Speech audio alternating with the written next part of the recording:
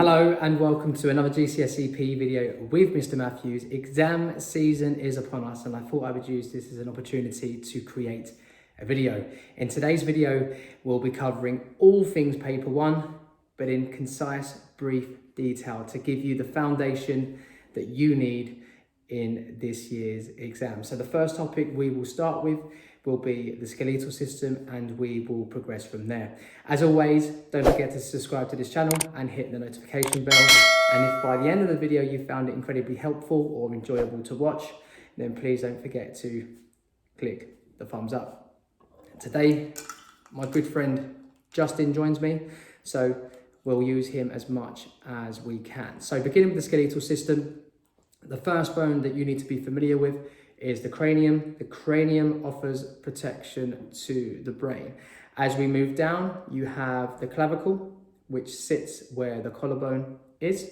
And then you have the ribs and the sternum that sits centrally of these. At the top of the arm, you have the humerus. You have two bones in the lower arm. So you've got the radius, which is the bone that sits on top, and you've got the ulna, which sits underneath.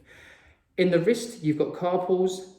In the middle of the hand, you've got bones known as metacarpals. So think M, middle, metacarpals. They sit centrally of the hand. And you have phalanges, which are the fingertips. As you move down, you've obviously got the vertebrae in the back. You've got the scapula, which can also be known as the shoulder blade, although make sure you don't use that terminology in your exam. And then you have the pelvis. You have the femur, which is a long bone in the upper leg. You have the patella, which is the bone in the knee. And you have the tibia, which is the thicker of the two bones in the lower leg. You have the fibula, which sits just on the outside. You have the talus, which is the bone in the ankle.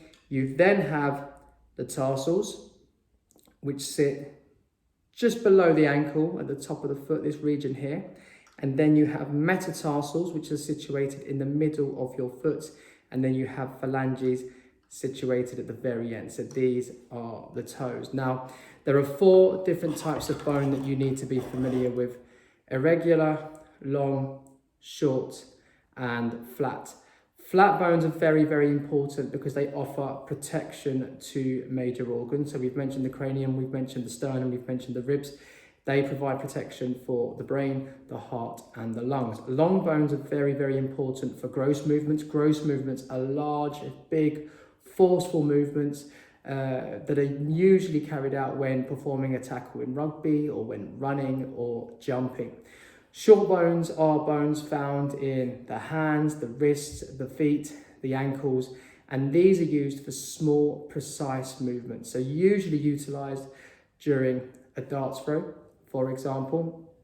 And then we have irregular bones. So irregular bones can be found in the vertebrae, and these are important for structure, stability, and help protect the spinal cord.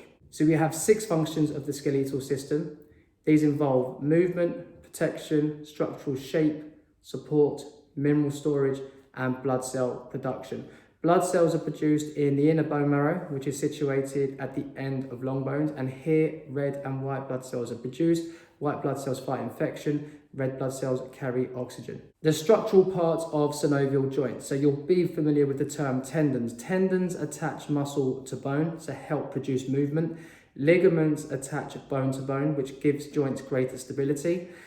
The synovial membrane also sits within the synovial joint, and the synovial membrane produces synovial fluid. Synovial fluid helps lubricate the joint, and this reduces friction between bone ends. A bursa is a fluid-filled sac. This contains synovial fluid, and it just helps ease movement. Cartilage is soft connective tissue, which is situated at the end of bones. And again, cartilage helps reduce friction between bone ends. The joint capsule surrounds and encloses a synovial joint, and it helps stabilize, strengthen, and support the joint. Going back to my good friends, we have different types of synovial joints in the body. We have hinge joints and ball and socket joints, which are the joints you need to be most familiar with. You have a ball and socket joint in the shoulder, and you have a ball and socket joint in the hip. You have a hinge joint in the elbow, you have a hinge joint in the knee, and you have a hinge joint at the ankle. Now, ball and socket joints allow the greatest range of movement. At a ball and socket joint, you can experience, if it allows me to, you can carry out flexion, you can carry out extension, which is where you pull the arm back, you can carry out abduction, you can carry out adduction, you can carry out circumduction, which is where you draw a large circular motion with your arm, and that happens at the end of a joint, and also rotation, which is where you sort of rotate the hand around its axes. On top of that, going back to hinge joints, at hinge joints, you can only carry out flexion and extension. Flexion is where the angle of the joint decreases, and extension is where the angle of the joint increases. At the ankle, there are two types of movement that take place, plantar flexion and dorsiflexion. Plantar flexion, think plants grow from the ground. So when you carry out plantar flexion, you point your toes towards the ground. And dorsiflexion is where the toes lift upwards. So the toe points upwards towards the knee. So you can see the angle of the joint decreases. During plantar flexion, the angle of the joint increases. You obviously also need to be familiar with the muscles of the body. So here they are. You have in the chest region, the pectorals, shoulders, the deltoids. Just behind the shoulder, you have the rotator cuff. At the front of the upper arm, you have the bicep. At the back of the upper arm, you have the tricep. You have the pectorals in the chest, as I've said, the abdominals in the stomach, in your hip, sort of within your groin region, you have your hip flexors. Your buttocks are known as gluteals. The front of your upper leg, so your thigh, is known as a quadricep. The back of your upper leg is known as a hamstring. The front of your lower leg is known as the tibialis anterior. And the back of the lower leg is known as the gastrocnemius. In your back, which I forgot to mention, these muscles are called the latissimus dorsi. So key terminology that you need to be familiar with, antagonistic pairs. The term agonist refers to the muscle that contracts. It's the prime mover. An agonist contracts and shortens, whereas the antagonist relaxes and lengthens. So during a bicep curl, for example, the bicep is the agonist because it shortens and contracts and is the prime mover. It's responsible for moving the lower arm. The tricep is the antagonist in this situation because it lengthens and relaxes. There are different types of contraction that you need to be familiar with. So isotonic contractions, I always think tonic water. Tonic water contains bubbles. In tonic water, those bubbles move. So isotonic contractions involve movement, whether muscles shorten or muscles lengthen. So isotonic contractions, muscles move. Now you have two types of isotonic contraction. You have concentric, which is where the muscle contracts and shortens. And you also have an eccentric contraction, which is where the muscle elongates, lengthens, and relaxes. You then finally have an isometric contraction. So an isometric contraction is where the position is held still. It is stationary. Muscles are under tension, but they do not change length. So an isometric contraction can be seen during the performance of a headstand, a handstand, a crucifix in gymnastics, and so on. Just on that as well, concentric contractions happen during the upwards phase of a movement, and eccentric contractions happen during the downwards phase of a movement. So when movement is going towards Earth. Planes and axes. So planes divide the body into two. If it's the frontal plane, it divides the body into front and back. If it's the transverse plane, it divides the body into an upper and lower half. And if it's the sagittal plane, it divides the body into left and right. Axes, basically in the images that you see, an axis is an arrow or is a pole that passes through a particular part of the body. And what you have to envisage is that when this pole is spun, movement occurs around this. So for example, if you go to your local chicken shop and you plan to order let's say a lamb doner kebab, when you walk into the shop, you'll see that the doner kebab is spinning on a skewer. Okay, so this would be an example of the longitudinal axis because the pole passes through the top of your head, straight through the center of your body, and comes out between your legs. Now, obviously, if you were to spin around that pole, you start to imitate movements seen in dance, in figure skating, cheerleading, netball if you're performing a pivot turn, and so on. Lever systems.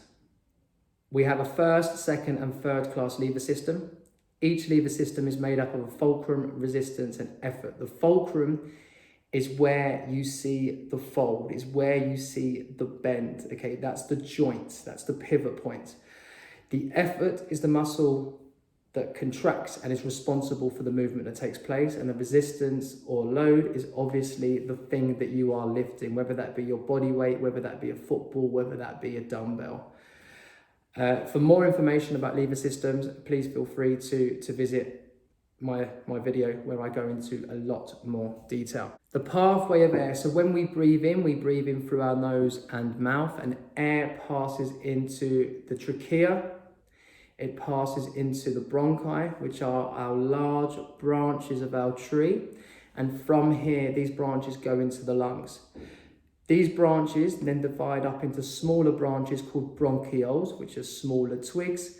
And at the end of these twigs, we have things called alveoli. These are our leaves, and these are where, or this is where, gaseous exchange takes place. Gaseous exchange is quite straightforward, but it's an area that students often have difficulty explaining.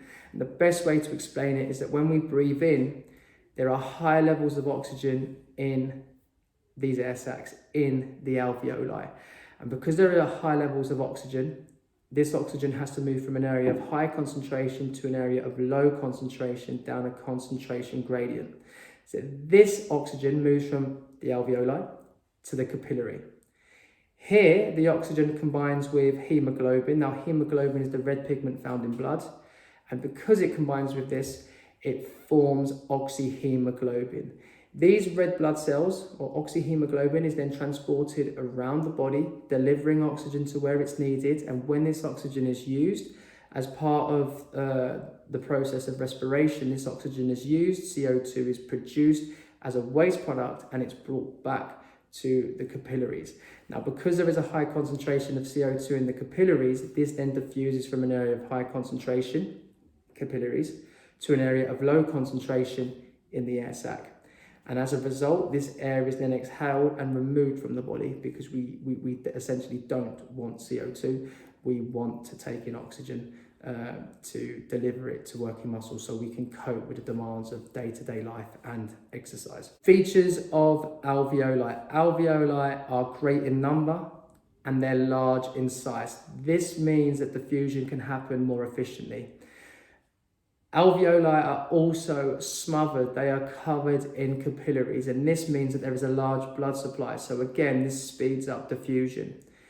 Capillaries also sit on top of the alveoli, which means there's a short diffusion pathway, which means oxygen and carbon dioxide can switch places more efficiently and more rapidly. The surface area of alveoli and capillaries are 1 cell thick, which means gases can also exchange a lot quicker. So again, diffusion can happen more rapidly. Lung volumes. You might be familiar with the term spirometer. So a spirometer is used to measure lung volumes. Tidal volume refers to the amount of air that we inhale at rest or during a normal inhalation.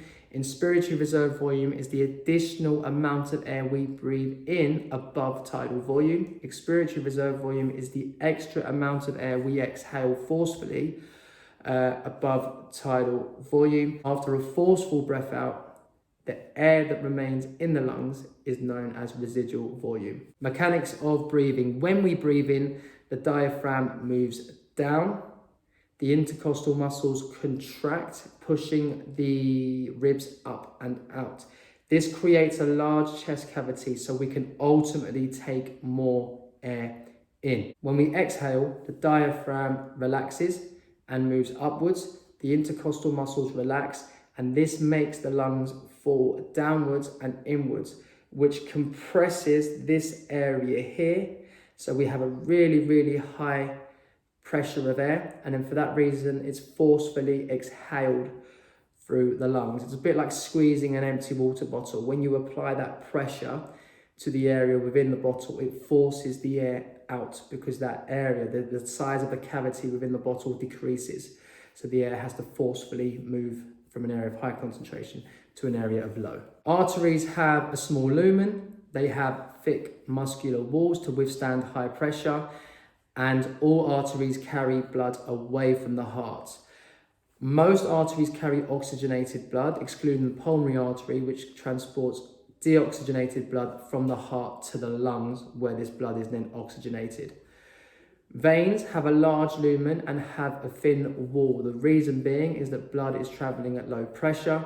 They also contain valves. Again, because the blood is traveling at low pressure, there is a risk of blood pooling and moving backwards.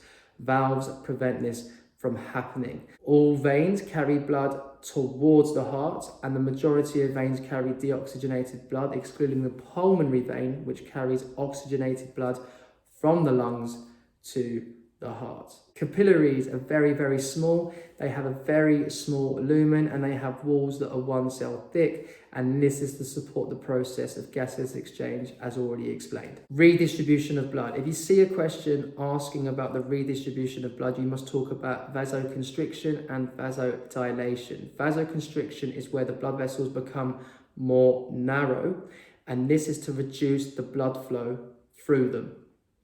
So in an instance where a cyclist is working really, really intensely during their event, what tends to happen is the body has this amazing ability to reduce blood flow to the arms because the arms are not needed as much during cycling.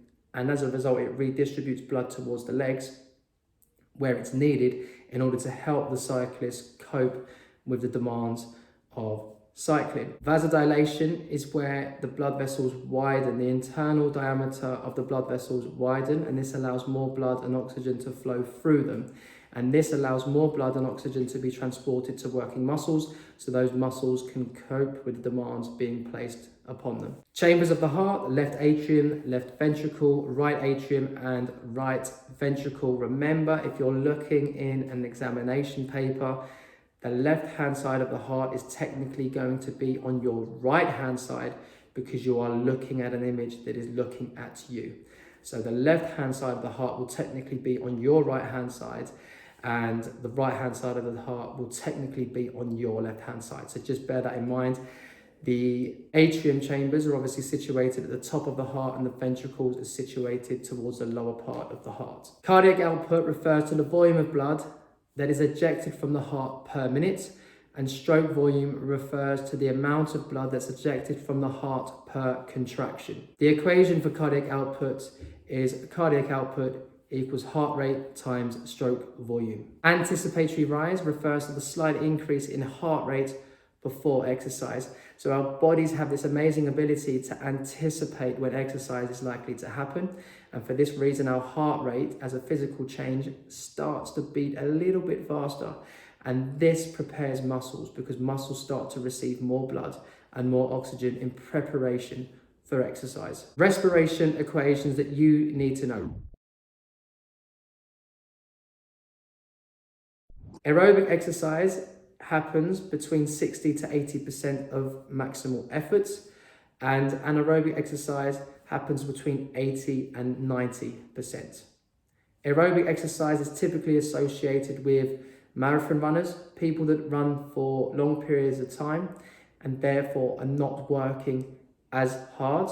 And anaerobic exercise is normally associated with sprinting events like 100 meters, 200 meters, where athletes are working at their absolute maximum for a short period of time. Excess post-exercise oxygen consumption. Now, our bodies have this amazing ability to help us recover. And what happens after anaerobic activity is that deep breathing is maintained. And what this does, this helps replenish the oxygen that was used during activity. Because there's a shortage of oxygen in the body, our bodies have this amazing ability to repay this oxygen debt. And this happens through the process, EPOC. And this is where we take in extra amounts of oxygen after anaerobic activity to repay that debt. So this is basically the process of oxygen being supplied to those muscles to help them recover following strenuous activity. Recovery methods. Following exercise, cool downs are very, very important. These initially enable us to maintain elevated heart rate and breathing rate, and we gradually reduce the intensity, so we gradually slow these down. Not only this, but it helps prevent injury, it removes lactic acid from the body, and we might also include some stretching to support the recovery process by improving the flexibility and elasticity of muscles and therefore preventing stiffness and tightness after activity. The way we manipulate our diet is also very, very important, dependent on the activities we do and how often we do them. The more active we are, realistically, the more carbohydrates we should be consuming, because carbohydrates provide the fundamental energy we need to cope with the demands that are placed upon us. Not only that, but as you know, through exercise, we sweat, we lose water from the body. So it's really important that we hydrate and we drink consistently to replenish the water that's lost through sweat. Protein is also very, very important post-exercise to support the growth, repair and recovery of muscle tissue. Ice baths and massages can also be used post-exercise. They are very effective recovery methods because they help prevent delayed onset muscle soreness, they help reduce fatigue, but they also improve blood circulation. Let's discuss the key components of a warm-up. So you should always begin a warm-up with a pulse raiser. The idea being that you were trying to increase your pulse, you were trying to increase your heart rate and your breathing rate so you can start to deliver the oxygen and blood that's needed to working muscles. And this starts to help improve your temperature. So you start to increase your temperature in preparation for exercise.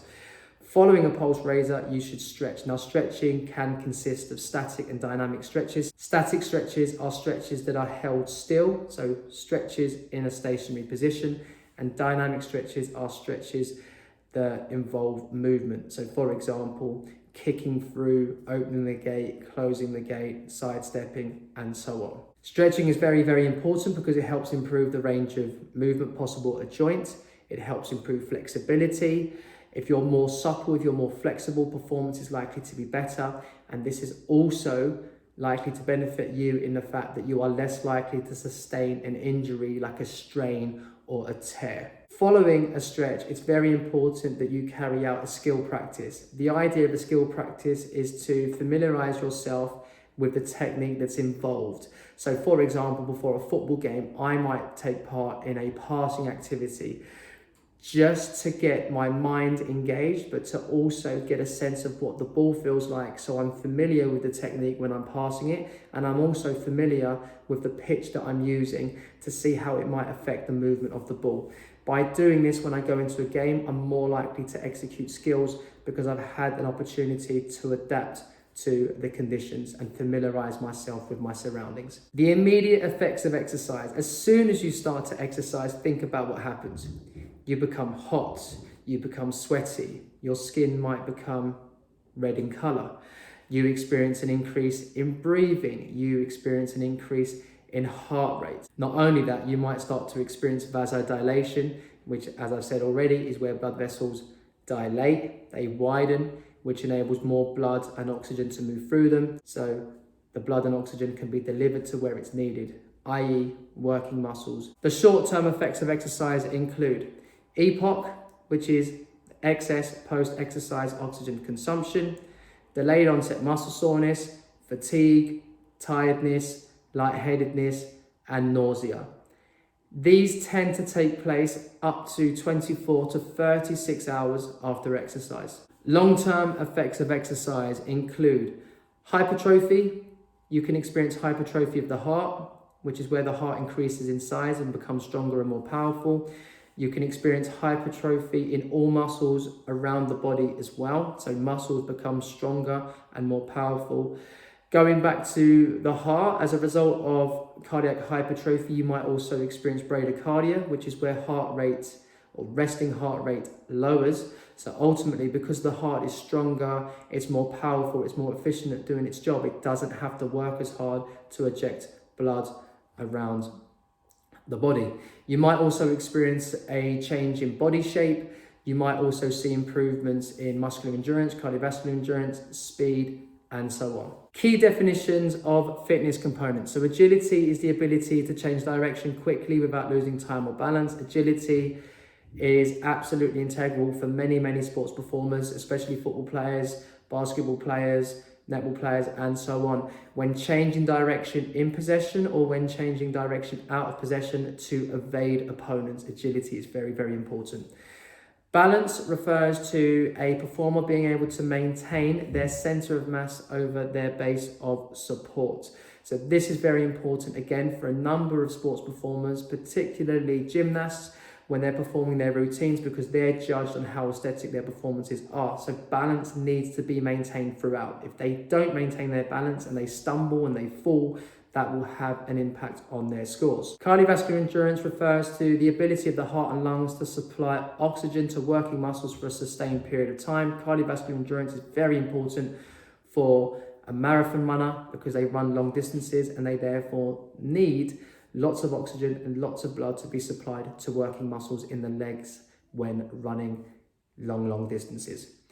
Coordination. Coordination is the ability to use two or more body parts together smoothly and efficiently. This is very important for tennis players, squash players, badminton players, because not only do they have to move into a position to perform a skill, they have to manipulate their hand, they have to manipulate their racket into a position to then return the shot whilst keeping their eyes on a moving object.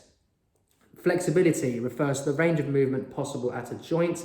Again, this is fundamental to many sports performers because not only does flexibility improve the range of movement at a joint, but it reduces the chance of injury. But I'm going to have to go over gymnasts for this one because gymnasts, as I'm sure you are aware, have to perform some really impressive actions like the splits. You can't perform the splits without good levels of flexibility. And flexibility is important in these moments because by demonstrating that they can perform these positions, they look more aesthetic. So therefore, judges are going to give the gymnasts better scores.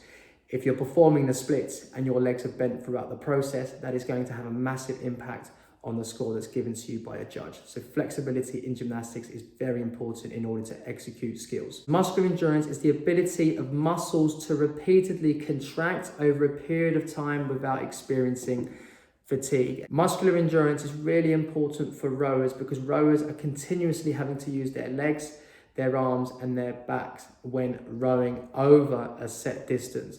And because of the repetition, muscles need to be able to endure the resistance that's provided by the water when they are moving the oars. So muscular endurance is really important for a rower in order to avoid fatigue during their event. If they start to experience fatigue very early on into their event, they're likely to slow down, which will hinder their final placing in their competition. Power, explosive strength / anaerobic power is defined as strength times speed. And this is fundamental for many events, whether it be sprinting out of the blocks to accelerate as quickly as you can, whether it be jumping as high as you can in football as a goalkeeper to catch the ball, whether it be explosively jumping off the takeoff board in a long jump event to jump as far as you can. Okay, power is very important. It can also be integral in netball when passing the ball over longer distances. Reaction time is the time taken to respond to a stimulus. Reaction time is integral in sports like tennis, where someone is serving the ball to you at 100 miles per hour. You need to be able to react quickly to the stimulus, which is the tennis ball, in order to move, manipulate your body into the correct position to then return the shot. It's also absolutely vital in a 100-meter sprint and 200-meter sprint when you are responding to the sound of the gun. If your reaction time is slow, you are likely to have a delayed start, which puts you at a disadvantage in your event. Speed is the time taken for a performer to cover a set distance. Speed equals distance divided by time. It just refers to how quickly you cover a distance. Speed is absolutely fundamental for many sports again, but of course it's really important for 100-meter sprints. You are not going to win a 100-meter sprint if you are not fast. So speed is absolutely vital for this event. There are 4 types of strength, maximal being the first, and this is the largest force exerted in a single contraction. So this can be seen in boxing, when trying to punch someone as hard as you can to knock them out. And it can also be seen in weightlifting when trying to lift the heaviest weight possible in order to win a competition. We then have dynamic strength. Dynamic strength refers to repeated muscular movements, and this can be seen in rowing, this can be seen in cycling. There's that similarity to muscular endurance in the fact that muscles are having to repeatedly contract in order to carry out and execute a movement. Explosive strength is a combination of speed and strength, absolutely fundamental when a person is carrying out a rugby tackle, because you're traveling at speed, the opponent is traveling at speed, but you're also trying to use your strength and power to stop them in their tracks so you can pull them to the ground. And then finally, we have static strength. So this is being able to use strength in a static, stationary position in order to overcome a resistance. So this can be seen in a scrum in rugby. Fitness testing. Why do we carry out fitness tests? Well, we carry out fitness tests to identify our strengths and weaknesses, recognizing our baseline level of fitness. So if I did a fitness test for the first time today, I can establish how good I am at a particular test. Not only that, but it enables us to reflect and it informs our training needs going forwards. So I can tailor my training program to my needs. And over a period of time, I can track and monitor my performance to see if I'm improving. In doing this, it enables us to gauge the success of our training program, and it enables us to set goals and helps keep us motivated. The issue with fitness testing is that the fitness tests we carry out are not sport specific, which is not helpful really, because it won't give us an accurate reading of how we might perform in a sport if the test that we carry out is not sport specific. The other issue is that a lot of fitness tests don't replicate the movements or the activities or the actions that we might actually carry out in our chosen sports. They don't have competitive conditions. Although you can compete against peers, they don't replicate the competitive situation you might see in competitive gameplay. Many tests have questionable reliability and validity. Tests will be carried out by different students across the world. Now, if procedures are not followed by each and every person, that is going to have a massive impact on the result. So for example, when I've carried out fitness tests in the past, I've used concrete, I've used an AstroTurf, I've used a sports hall. That all has an impact on the outcome. So if we were to compare results against students elsewhere in the UK, that wouldn't necessarily be the fairest thing to do, because it's quite possible that those fitness tests didn't imitate the procedures that I carried out on the day. Also with fitness tests, it's very important that you measure distances correctly. Can we be sure that every single teacher or child has measured every single space that's been used for a fitness test accurately?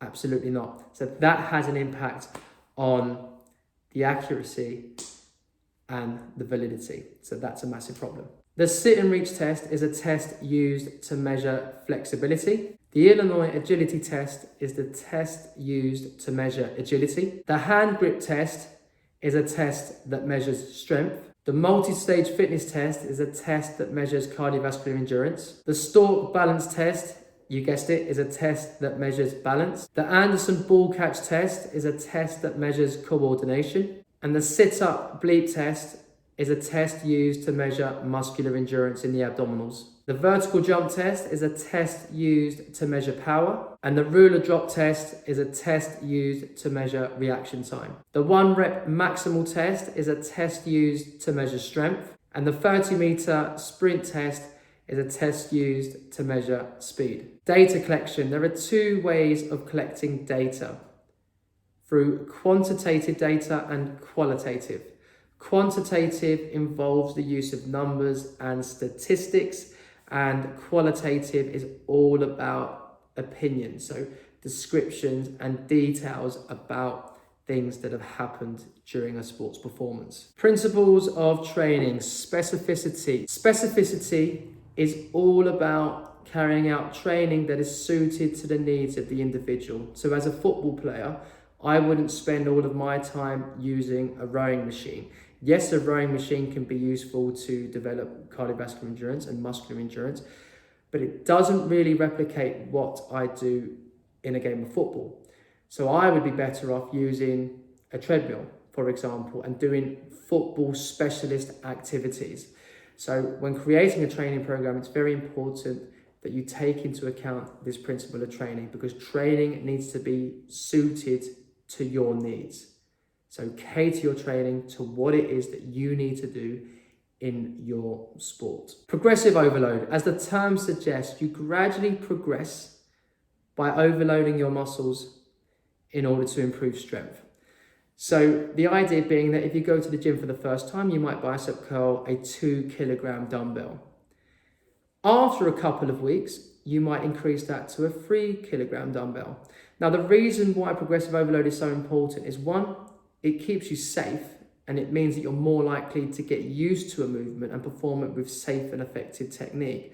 But also over a period of time, when you start to make those slight adjustments, those slight increases in weight, you will gradually become stronger, and you can therefore start to build up your program. When we talk about progressive overload, we can also take into account FITT, frequency, intensity, time, and type. Frequency refers to how often, intensity refers to how hard, time, how long, and T, the type of training that you do. Reversibility, please just think of this as a vehicle reversing. What happens when a vehicle reverses?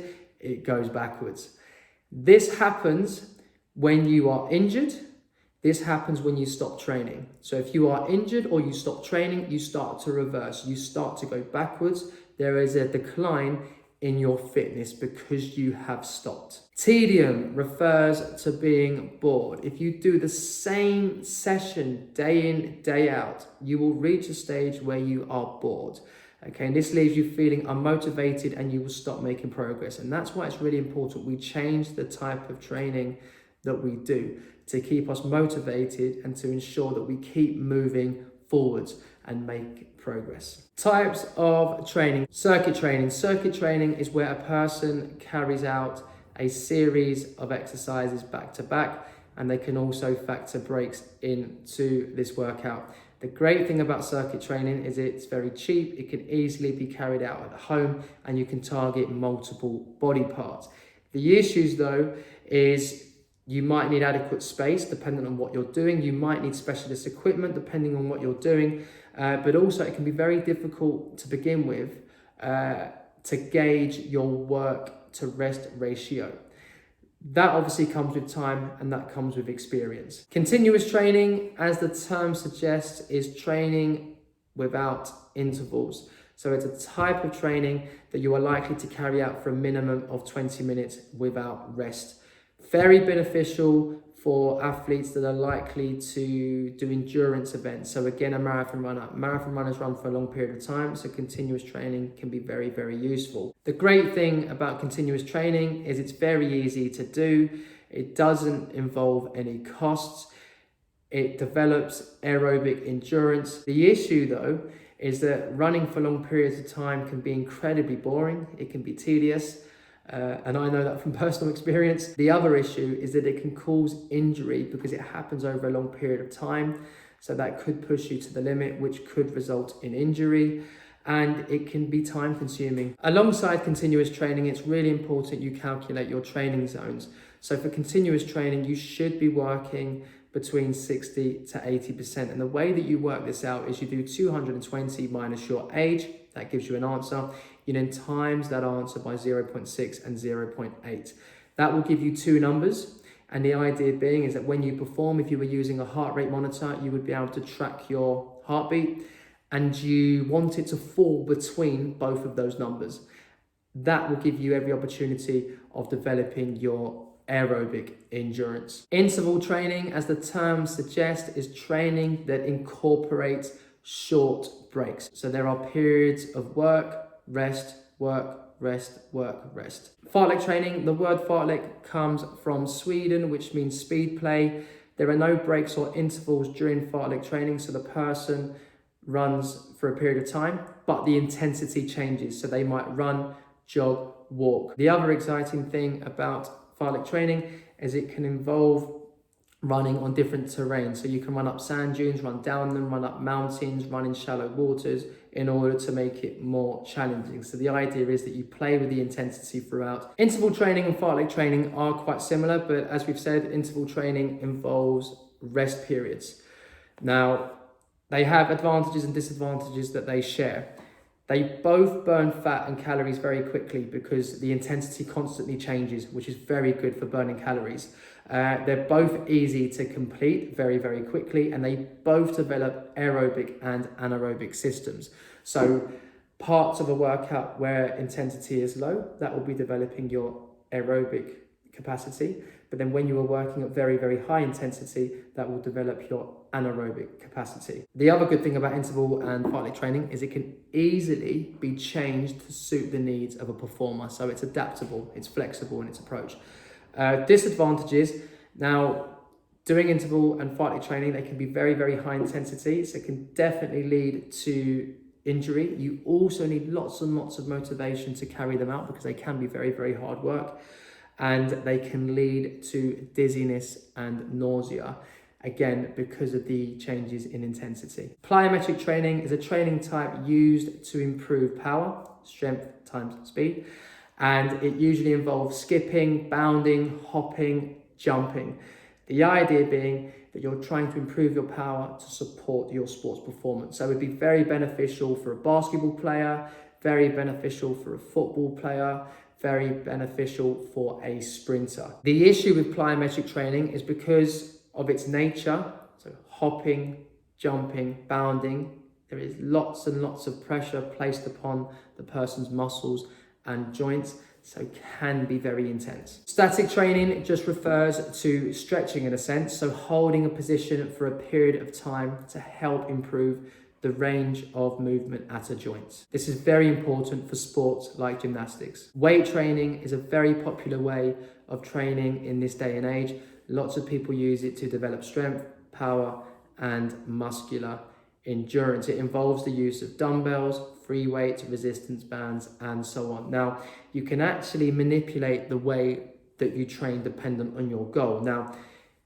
long distance runners don't necessarily need to be really strong and really powerful. So muscular endurance is really, really important for them. So the idea being is that when they're in the gym and they perform their exercises, they are very likely to perform 12 to 15 reps.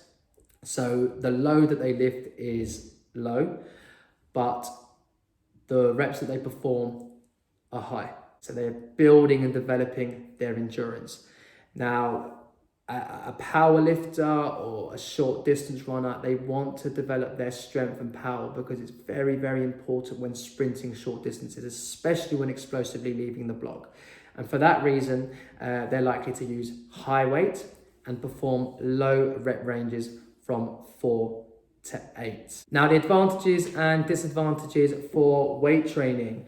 So the good thing about weight training is it can easily be adapted for different aims. So as I've said, if you want to develop your endurance, you can lift lighter but perform more repetitions.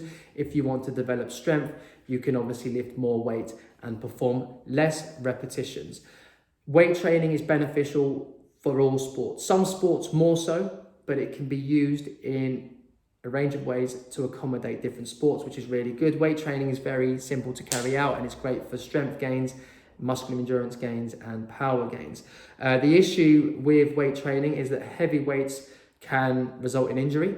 It can increase blood pressure and it can be very difficult to calculate a person's 1 rep max. High altitude training. Now, altitude training can be hugely beneficial for athletes that are attempting to develop their cardiovascular endurance.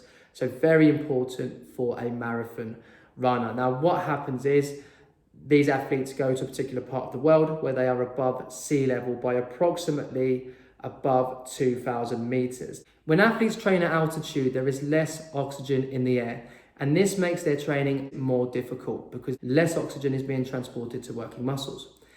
And because of this challenge, the body has this amazing ability to produce more red blood cells. And what do red blood cells do? They carry oxygen. When these athletes return to sea level, there's more oxygen in the atmosphere. That means more oxygen can be transported to working muscles. So a marathon runner, for example, is less likely to experience fatigue because their red blood cell count has increased, which means there is more oxygen being transported around the body for a longer period of time. So they can run faster, which is going to give them every opportunity of winning. The disadvantages of altitude training includes altitude training can be difficult to complete because it can be very, very challenging and it can result in sickness. Not only that, but if you're finding it difficult to actually carry it out, you are likely to then experience a decline in fitness. And not only that, but actually the benefits of altitude training when returning to sea level can be lost quite quickly. Our final topic, training seasons. Every season starts with pre-season. Pre-season is all about developing general fitness and aerobic fitness. So athletes will usually carry out long runs in order to do this, and they might carry out some training that is tied in with specific needs that are associated with their sport. Competition, peak playing season. At this point, athletes should be at their peak level of fitness. So the idea here is not to improve fitness, but to just maintain it. They start to focus on things that are more sport specific. For example, passing, heading, shooting, tackling, dribbling, and so on. We then have the post-season transition. And the idea here is that the athlete rests, they recover. They still do a bit of exercise to maintain a baseline level of fitness, but they don't want it to drop significantly, so they don't stop entirely. But the priority is to rest, recover, and recuperate for the upcoming season. And Jess, well done. You've made it to the end. Thank you for sticking around. And as outlined at the start, today was a brief look through all of the topics associated with Paper 1. I wish you every success in this year's exam. If you have any questions, please feel free to reach out. If you found today's video helpful, don't forget to hit the thumbs up, subscribe, and hit the notification bell. Bye.